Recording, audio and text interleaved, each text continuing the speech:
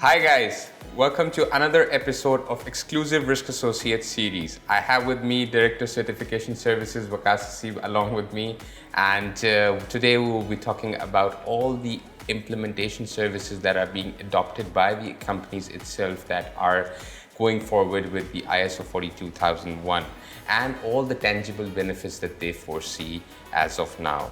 So Waqas, how are you today? I'm doing pretty well. You tell me, Zaran, how are you doing? I'm good, thank you. What are the experts saying in the field of our ISO 42001 and how are they responding towards that? When it started, people were not clear about how to implement controls around the artificial intelligence environments. Many questions were not answered. Those were answered within the standard. I had a discussion with a lot of CTOs, CIOs, DPOs, CDOs, CEOs, deputy CEOs, and tech advisors and professionals. According to them, the standard has clarified the confusions among the professionals. Previously, there were a lot of unanswered questions, including the way the AI should be governed, the way the risk should be assessed, the way the control should be implemented. But the way the standard has been written and released by ISO, it's self-explanatory and it is aligned with the other management systems of ISO. Absolutely, like what we mentioned in our earlier discussions as well. It's the structured approach of how the ISO standards are written and, of course, implemented by the top professionals of the companies and trickle down effect. That gives an absolute amazing viewpoint as certification body and as implementation partners to get that practical insights as well. As auditors, again, how does your assessment roll forward and how do you guys see towards that in terms of the 42001? Zaran, the first thing is the misalignment. If there is a misalignment and people are unable to understand the objective of implementing the aims, it means they'll be not accurately addressing the risk. Yeah. In terms of the controls implementation, their monitoring, their review under the internal audits, and obviously then an impaired result will be achieved during the certification audit. Absolutely. And I'll talk about the other aspect, which is the explainability. For instance, if the AI model is not appropriately being explained by the professionals who are either governing, monitoring, or managing the AI platforms, that will create a difficulty for the auditors in reviewing the AI system. So, starting from the implementation till the certification audit, misalignments and any explainability issue will always be a big hurdle. Yeah, and that creates an absolute perfect sense when you explain about everything, why from the starting, from this ground zero up till the certification step, and then of course there is a different journey after that as well. So the game never ends at achieving the certificate and getting certified. Yeah. However, the real game starts after that. So how do you take that and what's your advice to the companies, to the professionals, to the organizations itself, and of course on public forums as well? Like, what would be your general advice in terms of that after the certification or post-certification steps? Zaran, the first thing is to have the right advisor among your AI team, Yeah. who helps you in implementing the standard. That's the first thing. That will allow the organization to avoid any misalignments and explainability issues because they have the thorough grip on the standard and the AI systems.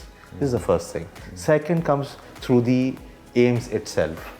Aims allow you to implement the clauses in a manner that they start from registering your scope to the risk assessment, selection of and design of the controls. Then again, as a continuous cycle, you need to get your controls reviewed. monitored in a cycle. So it's a complete cycle, and then obviously you move into a certification audit cycle after the continuous improvement part again.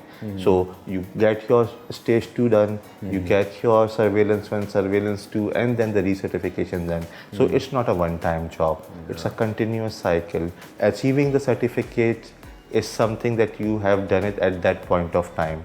But for continuous, you need to build awareness sessions, you need to make people trained on them, you need to ensure that people are reminded of their duties. Absolutely. You mentioned two very beautiful words. One was the continual improvement and one was the scope statement that I would just like to refer back to you in a different stage.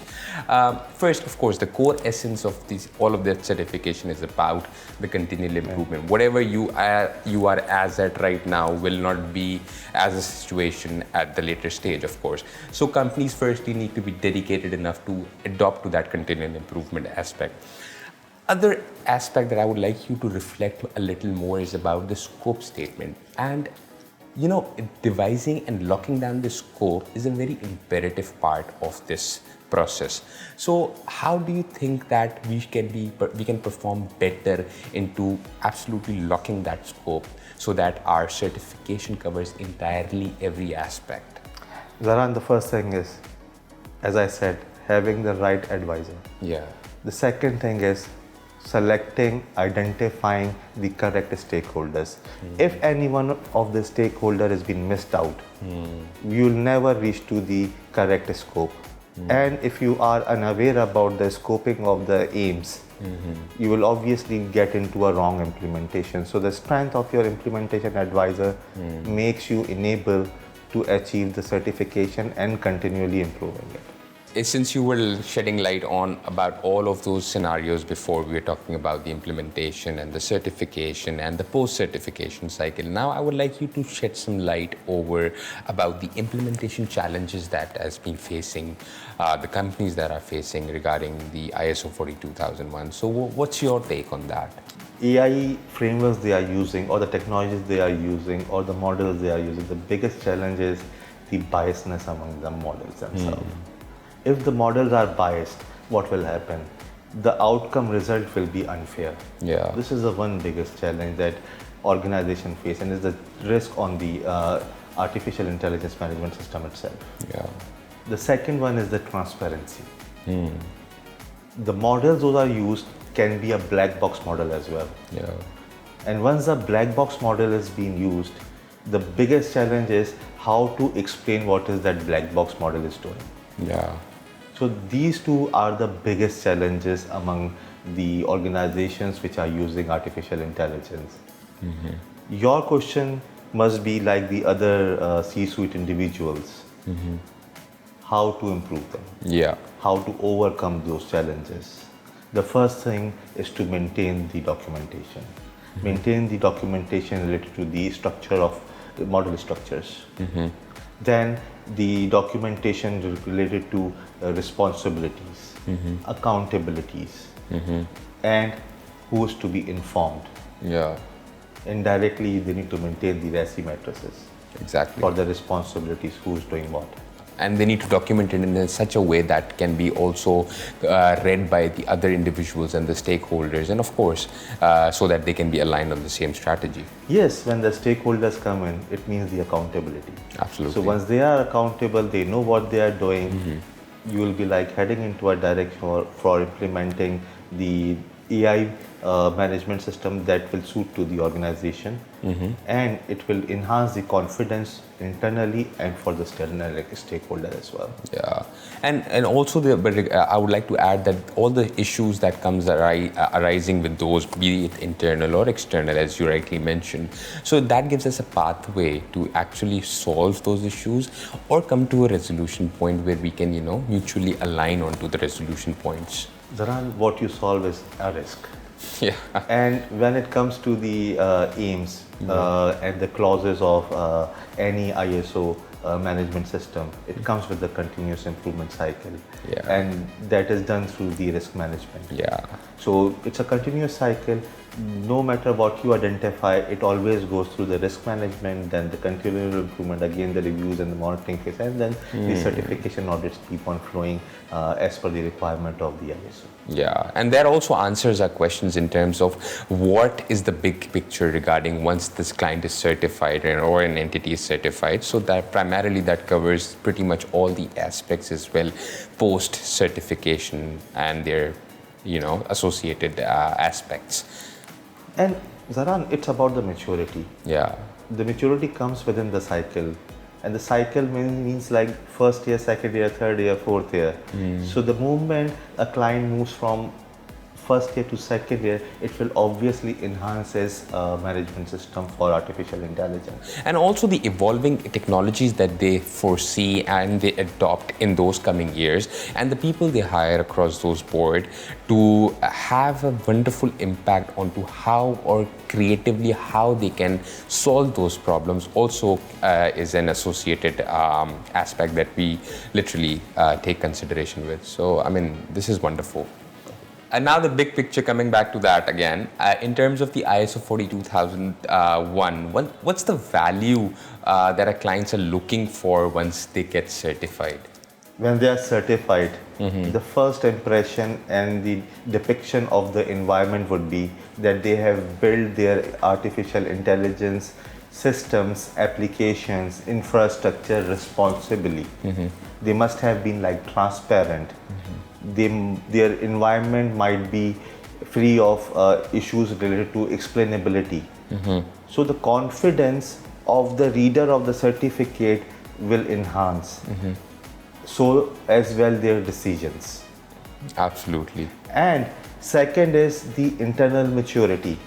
If they have not implemented the management system, they will keep on growing unorganized, impairing the ability of the organization for enhancing the control structure and the strength of controls. So that's the maturity part.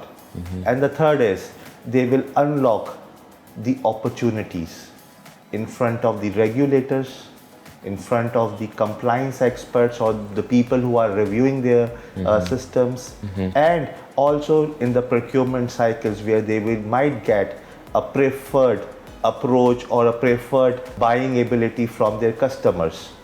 So in terms of the revenue, in terms of the profit, in terms of the market positioning, in terms of the AI services they are offering as a producer or a provider of the AI systems.